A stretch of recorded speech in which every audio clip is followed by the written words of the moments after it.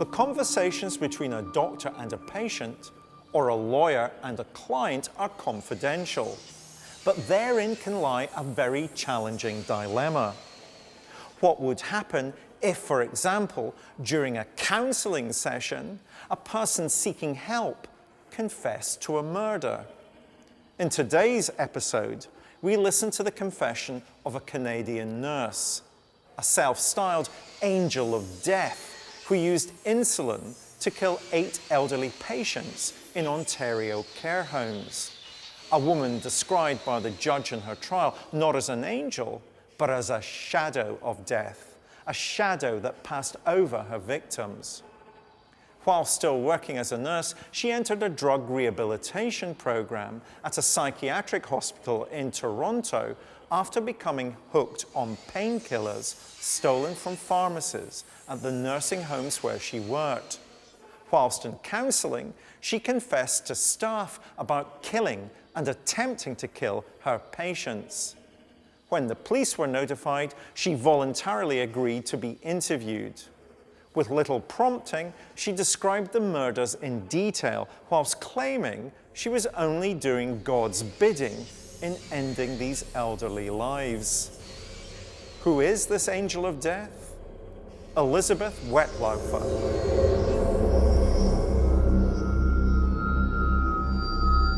On October 15th, 2016, Elizabeth Wettlaufer walked into a Toronto police station requesting to speak to detectives. Escorted to her seat by a police officer, she sat and waited quietly. No one would have expected that this mild-mannered nurse, a pillar of her local community, was about to reveal herself as being the most deadly female serial killer in Canadian criminal history. It would appear that the burden of her crimes and the fear that she would kill and kill again had become too much for her to bear. Maybe somewhere there was a spark of conscience and she suddenly realised, I cannot go on doing this, and the only way I can absolve myself of any of these crimes is to come clean. And I think probably it became too much for her. And she had to tell somebody. She had to get it off her chest. And this is what she did, and this is what resulted in her obviously being questioned by the police and arrested. As the tape recorder rolled, the church-going caregiver set the scene for detectives, describing a history of drug addiction and despair that had driven her to a dark and ultimately deadly place. I told them that I had been killing people because I didn't insulin overdose. And they all said, yes, you better go get help. So off I went. It was almost as if when she went into that police station, it was as if she'd gone to confession, to admit her sins to her priest. But in this case, it was a police officer. She knows they know what she's been up to. She's already confessed to it. So now she goes through the whole process as a kind of religious confession. And it's quite therapeutic for her. At the end, she sounds as if she's actually got some relief. I suspect she's had a sense of anger and frustration and irritation for a long time, and guilt. And here's an opportunity now to get emotional release from that.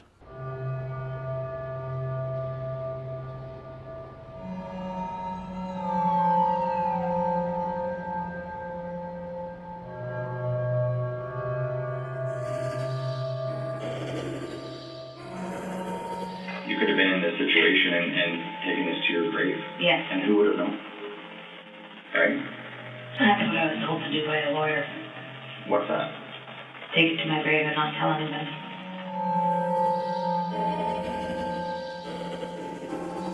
In the most matter-of-fact voice, she starts to explain how she came to kill her victims, why it happened, why she believed she was right to do what she was doing, and it started to seem to the officers present that she didn't even see herself as having done anything that bad.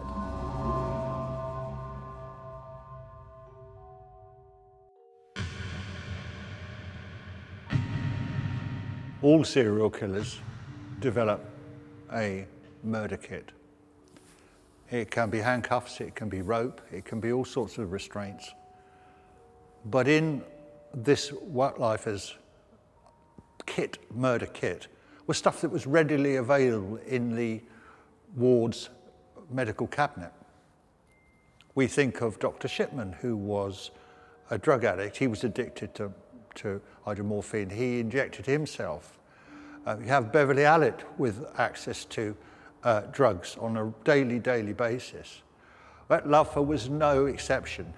She would have keys to a cabinet and she could inject the drugs into her patients, but on many occasions, as she admits in her own testimony, that she used some of that drugs intended for the patient to inject into herself. Back at Metal Park, what was your addiction? Hydromorph.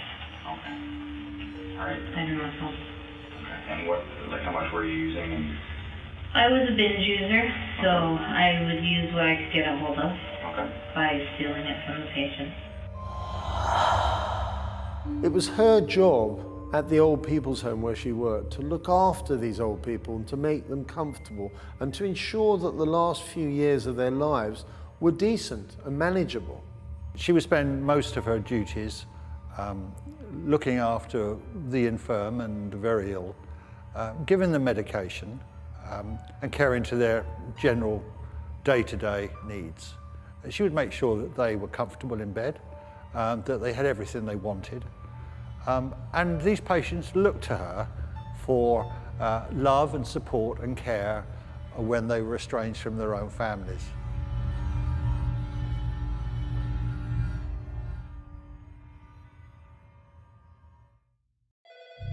Wettlaufer had been a nurse for over 25 years and was well respected.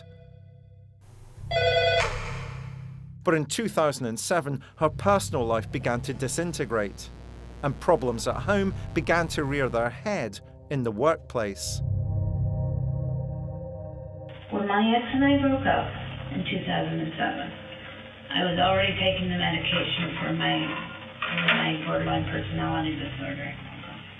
And I was so angry. Serial killers claiming to have split personalities are not unusual.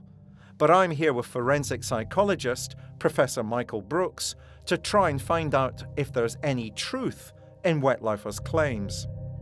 I was already taking the medication for my borderline personality disorder. Okay, Michael. Elizabeth Wettlaufer, a Canadian so-called angel of death.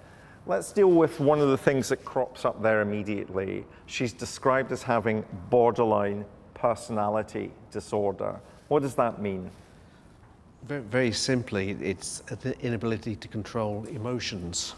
Do you think it's significant that the first murder that she admits to comes in the same year that her marriage breaks up? Do you think there might be some connection to that? There might well be a connection.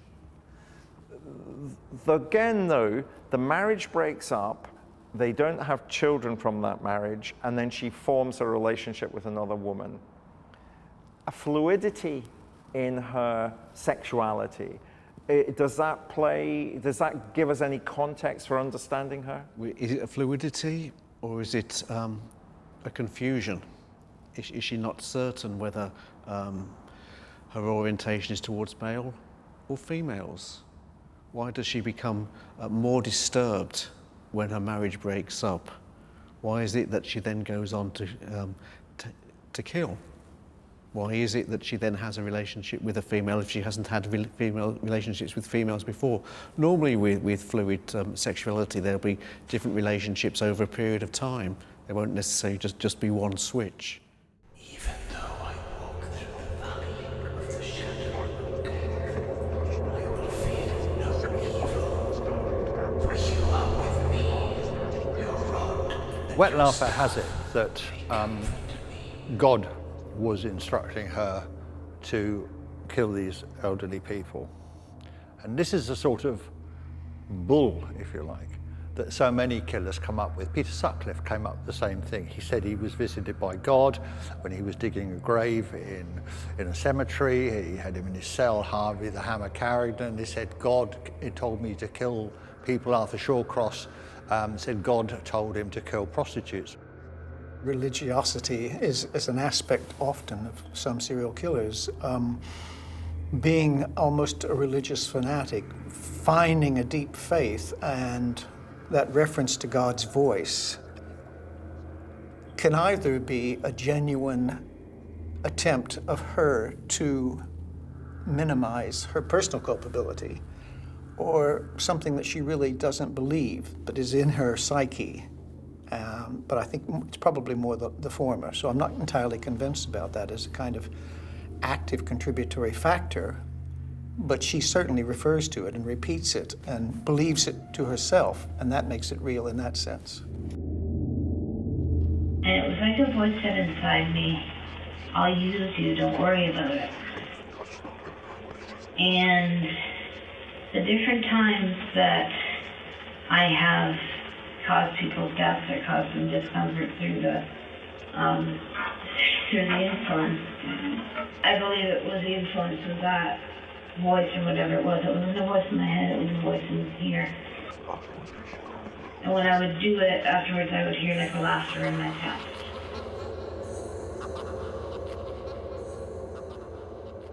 She even talks about a red surge, that during those moments, God is telling her to kill her victims.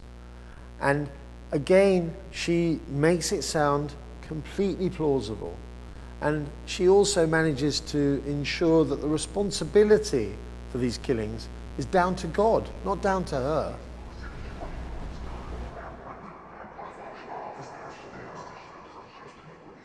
Well, we don't know whether she was high on the medication or whether she was suffering delusions. I mean, she talks about a red surge.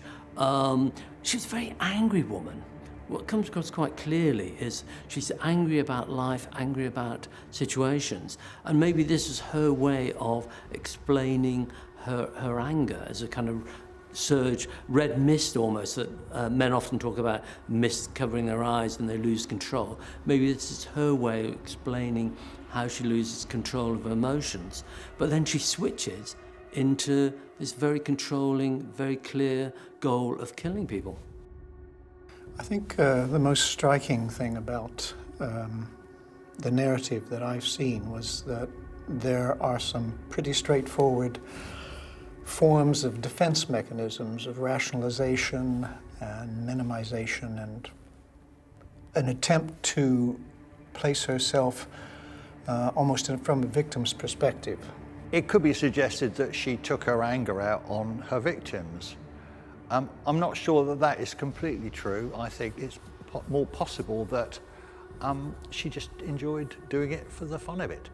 And she did it in a very cunning way because she injected these drugs in a manner that would let them die slowly. So she was out of the hospital, out of the premises quite often, and the patient would die 2 or 3 days later. So she was injecting these drugs in a way that was almost covering her tracks.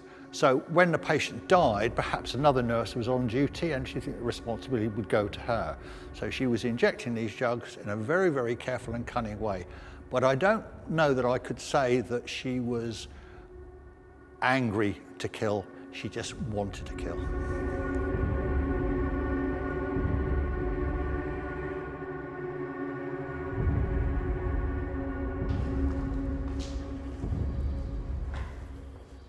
So far during her confession, Wettlaufer has remained calm and cooperative. But already she's shoring up the fact that she wants the police to know she's a prescription drug addict. This is a classic ploy to start building up sympathy for herself and to lay the foundations that her addiction is a root cause behind her crime. And as the interview proceeds, while she maintains her outwardly demure composure, her facade begins to crack. She accuses her octogenarian male patients of sexually assaulting her, thereby, in her mind, making them fair game to be murdered. So tell me a little bit about Maurice. He was another one who liked to grab breasts and asses. Right. He was sometimes a patient of mine. See, at that time, I didn't have a set floor that I worked on. I worked on all the different floors as a nurse, kind of filling in. Okay. So,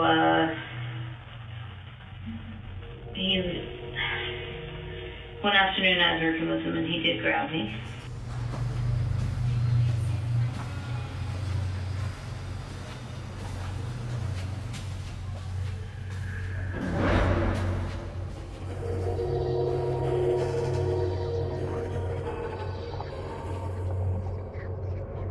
And again, I got that feeling inside that this is his time to go.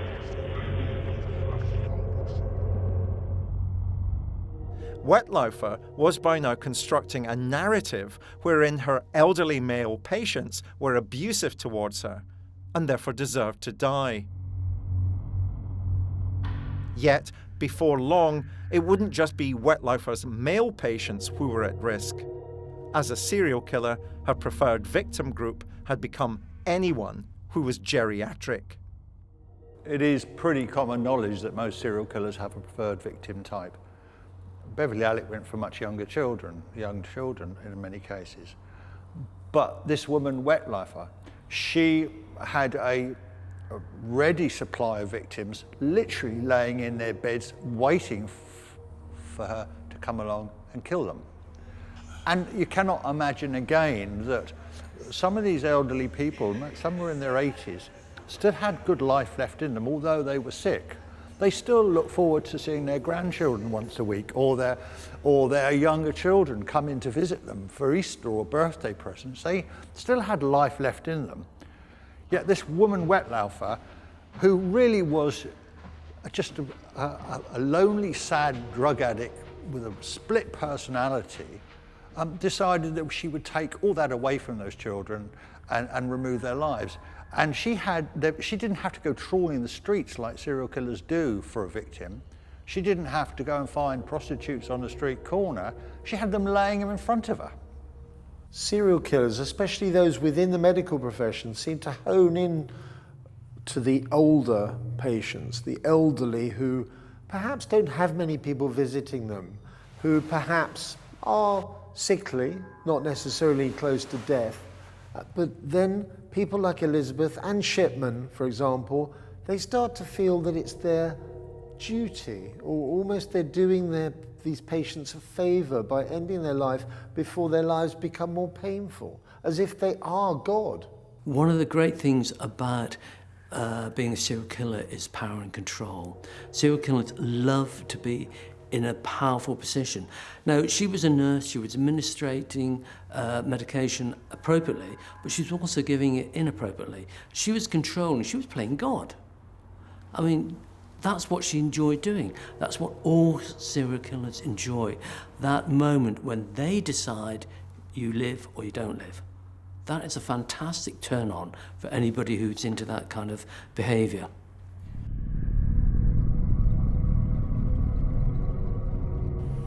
We can't ignore, Michael, the reality that a surprising proportion of serial killers in the world have a healthcare background.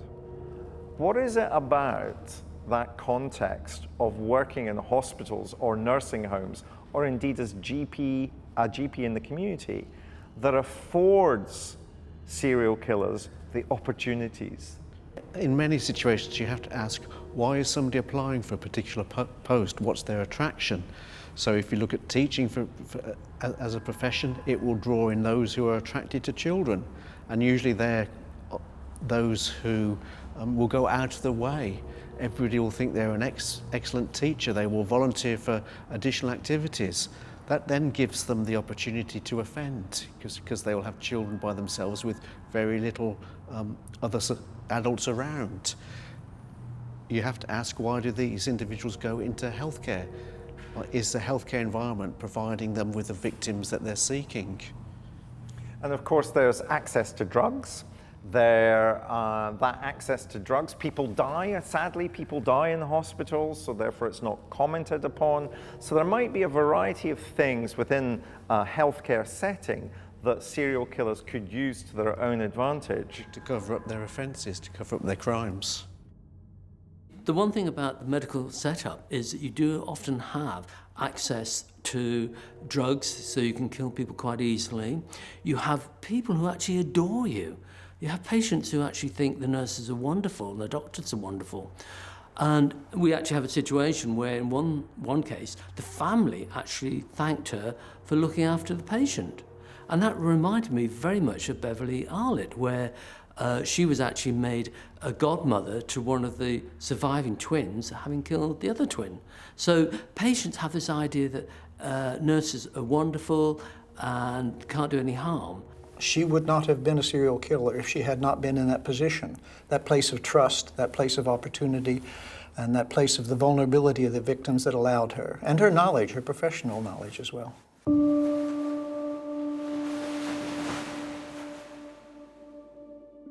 As a trained nurse, obviously she knew how to give an injection.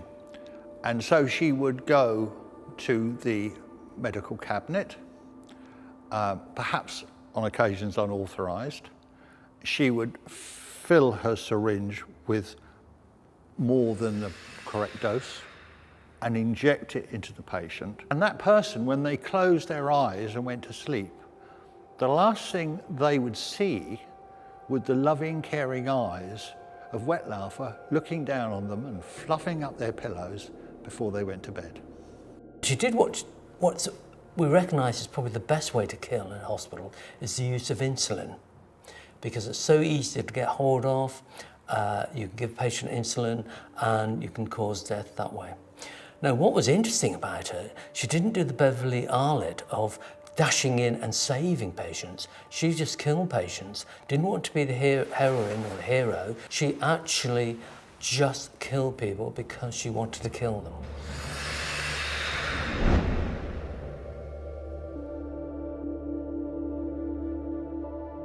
So tell me a little bit about Maurice. He was another one who liked to grab breasts and asses. One afternoon I was working with him and he did grab me. And again, I got that feeling inside that this is his time to go. So I gave him an overdose of insulin after supper.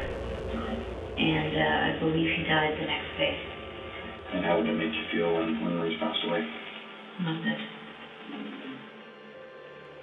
Once they commit the crime, they may find that, and this is probably crucial, that it was a pleasurable experience, however perverse that might sound, that there was some pleasure derived from it, whether it was the power element or whether it was a release of stress element or any kind of vindictive justification. But there's another element to it as well, which I think is they get away with it. And that is a huge relief, and also kind of unlocks the key, and I can do this again. I may even be able to do it with impunity. If, I will hone these skills on a rational level. So I think it's those two things fundamentally. It's kind of the pleasure response. We're more likely to do something again if we enjoyed it. It's as simple as that. One afternoon I was working with him and he did grab me.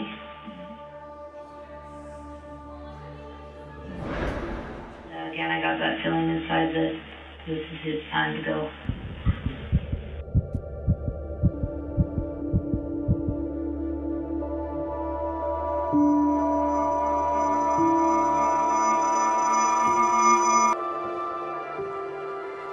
As the interview progresses, it becomes clear that Wettlaufer views her male and female patients differently.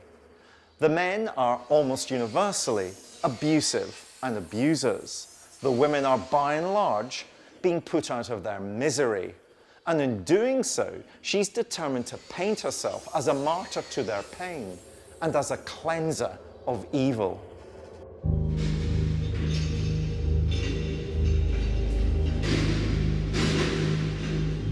Helen was miserable. She frequently yelled out, "Help me, nurse." She frequently yelled out she wanted to die. She just was not happy with her life. She would wheel wheel around in her wheelchair saying, help me nurse, help me nurse, help me nurse, help me nurse.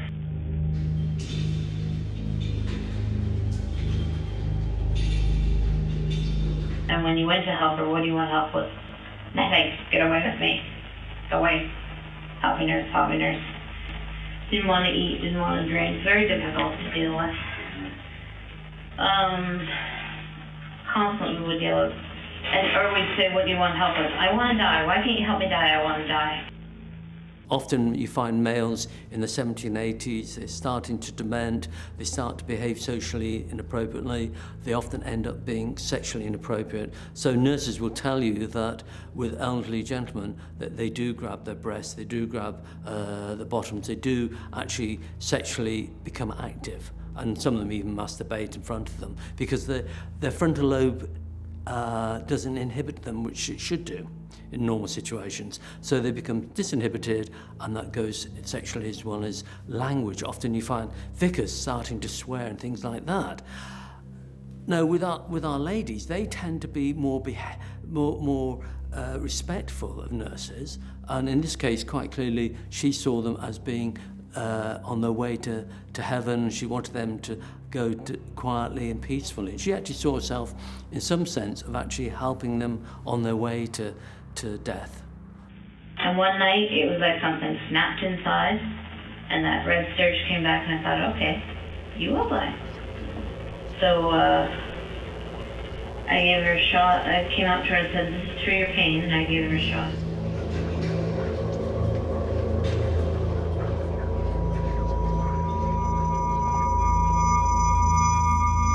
Wettlaufer's admissions to police are multifaceted and multi-leveled, and I think we have to look again behind the words and read between the lines of what she's saying. She certainly differentiates between how the men treated her and the females treated her. She sort of almost blames the man for grabbing her or screaming and shouting at her. But the women she treats completely differently. And to get inside her head's a very difficult thing. But it's almost like she's got a motherly instinct towards the elderly woman, and there's some sort of bitterness against the man for some reason, which may have been in her history, it might have been something to do with her marriage, we don't know. But what we do know is that she came from being married to a guy, and then she became a lesbian.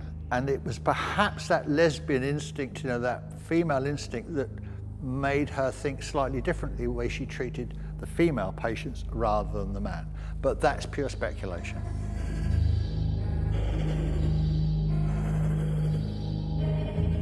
One afternoon I was working with him and he did grab me. And again, I got that feeling inside that this is his time to go. Do you think the fact that she has a rationale for herself as to why she's killing her male patients, and that rationale is different to the rationale she has for herself in relation to killing her female patients, has any sense whatsoever? Or is this simply a construction that she gives post-arrest? So I wouldn't use the word rationale, I'd use the word justification. Why? So she provides a justification to herself for why she's killing male patients, which she couldn't apply to female patients. So she needs another justification for killing female patients, and the justification is to ease the pain. I think for me it's helpful to say that there are two aspects of a conscience. There's a personal conscience, that one that you acquire, which is basically saying, I'm a good person, and this is something I wouldn't do, there are boundaries to my behavior. And then there's a social conscience as well, which is the one where you're the public voice. What would people think of me if I did this? And I think when she tries to do this process is one of trying to salve both aspects of that conscience. She's probably rehearsing what the public would think of her. She doesn't want to be thought of as a monster. One night she said, I'm going to die tonight. Mary said that? Yeah. And I said, oh. And she said, yeah, why don't you get me into the deathbed so I can die? And I said, are you sure? And she said, yeah, put me to bed, I'm going to die. So I said, okay, and I went to the other nurse that was working with me, and she said, oh, okay, well, let's put her inside the scare room if that's what you want. So we did, and then I thought, well, she must be the next one. I had a feeling inside of me she must be the next one, because she was saying she was going to die, but there's no signs she was going to die. So I gave her an overdose of insulin. She became hiatus and she died. I think it's been a couple of days. It's a rather frightening conclusion that she is not that exceptional and that there are many other people with similar profiles. And what she did is understandable. It's not excusable, but what she did is understandable in terms of that kind of almost mercy-killing aspect for her.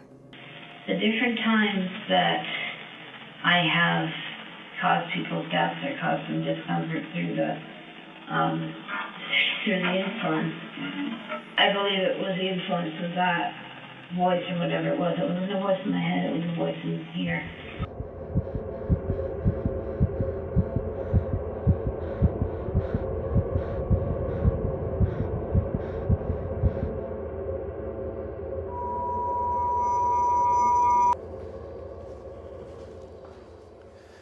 In my experience of working with violent men and women, those that choose to end the lives of the sick and the vulnerable in care homes and hospitals often do it because it allows them to play God, to decide who should live and who should die. There's rarely any sexual motive. It's merely the ultimate display of power to end a life when they choose. Had Elizabeth Wettlaufer not turned herself into the authorities, it's almost certain she would have continued to kill undetected for a long, long time. The trust patients place in those who care for them remains amongst the greatest acts of faith known. And so it's this betrayal that makes this one of our worst crimes.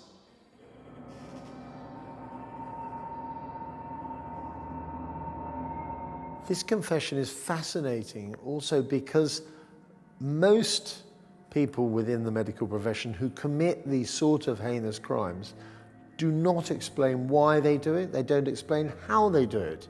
It's almost as if they have a godlike persona about them and just believe they have the right to do it. But in the case of Elizabeth, she sat there and explained it all in intricate detail. You even get an insight into how her mind is working at the time. And this makes it all the more chilling. Her confessions to the police, it is almost like she's confessing to God. It's almost as if she's gone to church and asked for forgiveness. That's the way she's talking to the police officer. And the police officer has done a remarkable job of working with her through that period of absolution, if you will.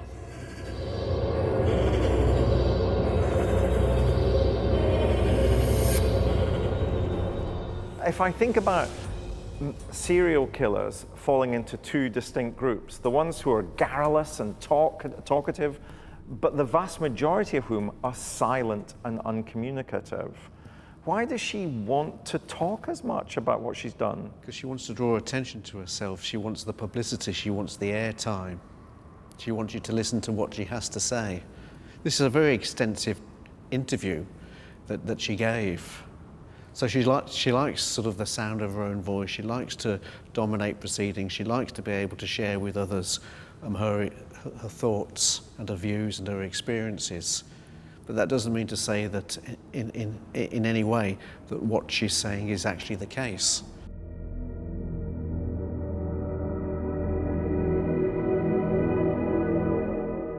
It is said that most serial killers are psychopaths. And a psychopath has no conscience. In fact, where there should be a conscience, there's a black hole. And it is very difficult for the viewer or anybody else to understand what that means, what it means you have no empathy towards anybody else at all. It is almost impossible for the normal person in the street to understand how cold-blooded these people are. So when they start confessing to their crimes, They do so because it's a normal thing to do. It means nothing to them. They're not feeling any empathy towards their victims whatsoever. They will sit and talk to you about it as if they were just playing a game of bowls. It does not matter to them. It doesn't matter that they cause suffering and pain. If they cry, they're crying for themselves, their own predicament they're in. This nurse went through her confession in a calm, peaceful, logical way. And this is why she's quite interesting, because if she was a true-blooded psychopath who didn't care, why did she turn herself in? A psychopath, a serial killer, doesn't do that. He's got no conscience, he doesn't care. So maybe somewhere in this woman, although she killed these people with the thought of putting them out of their misery perhaps, or ending their days peacefully with no suffering, perhaps she's a bit of an enigma. Perhaps she's not a psychopath after all. How did your emotions start to feel as it kept continuing? I kept having a lot of guilt. A lot of guilt. In another twist to the killer nurse's story, she would claim to be overwhelmed by guilt for her crimes, not an emotion commonly found in serial killers. I felt horrible. I felt angry at myself. I felt like I had failed myself. I felt like God had failed me. Did you continue to practice in the church? I continued going to church, yes. I was trying very, very hard to get close to God, to make sure that this wasn't Him, and to just live my life, read the Bible, go to church, and not do that because I didn't want to do it anymore. So I tried very hard. I'm still using a little bit.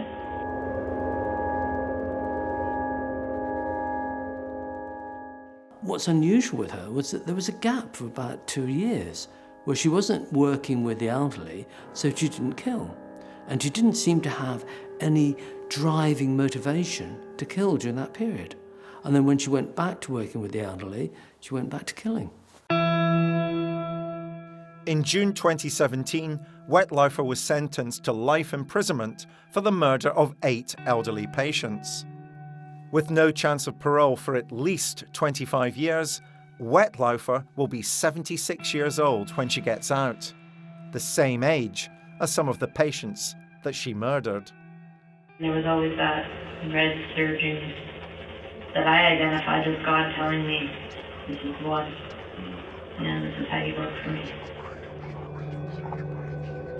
Do you pick up some psychosis in what we've heard?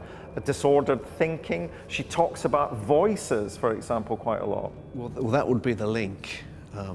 If there is any form of psychosis, would be the hearing of the voices, but that's not connected with personality disorder, and sometimes people get confused around that. So you can have personality disorder, you can have mental disorder, and you can have mental illnesses. So sort of hearing voices would fall more into the category of a mental illness than a personality disorder or a mental disorder. The different times that I have caused people's deaths or caused them discomfort through the influence, I believe it was the influence of that voice or whatever it was. It wasn't a voice in my head, it was a voice in here. Can we hold her responsible for what she did? Or do you think her responsibility is diminished as a consequence of the background that she has in terms of mental health? Unless a psychiatrist makes a decision that she is not responsible for her actions, then she is responsible. So I would say in this situation that she hasn't been diagnosed by a psychiatrist as having a sort of a mental illness, and therefore she's responsible for her actions. She's also able to function as a nurse and carry out her actions as a nurse, whilst at the same time committing these offences. So to all extents and purposes, she seems to be functioning well, or at least not to the level to be put on a disciplinary charge for underperforming or for doing anything that she shouldn't be doing. So therefore I think you have to say that she is responsible for her actions. I think she was a kind of marginalized, inadequate woman who was embittered probably by a life of relative failure and frustration. There was, again, that religious element to her, which I think introduced God into the equation critically. I think she was relatively stable. She had come to a point where probably that sense of power and control for someone who had had so little power and control in their life, and I would speculate again that she had experienced a sequences of rejection, which left her with pretty low self-esteem. This would raise her self-esteem, that sense of having the power of life and death. And one night, it was like something snapped inside, and that red surge came back, and I thought, okay, you will die. Elizabeth, Shipman, other members of the medical profession who became serial killers have the ultimate power in their hands. And because they work within the medical profession, they are able to make those split-second decisions in a way that other killers cannot. And they also believe they're going to get away with it because they believe that they have the right to do it in certain ways. And this was certainly the case with Elizabeth.